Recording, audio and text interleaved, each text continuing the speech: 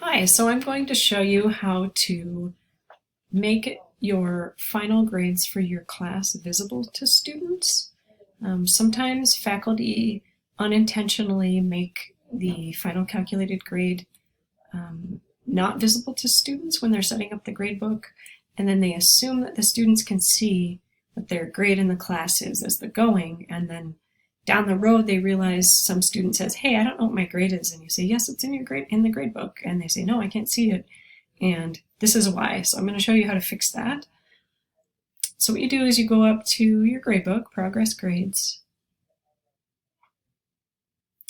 and if you see this little eyeball with a slash through it, that means they can't see it.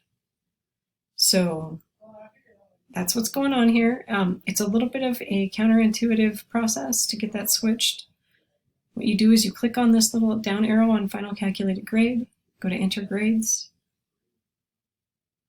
You check, you make sure you have, so I have 50 per page, so it's going to get all my students. You make sure this box, when you click all, checks all of your students.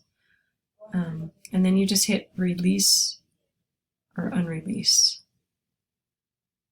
So it was unreleased before, and now you can see over here on the side that it's released.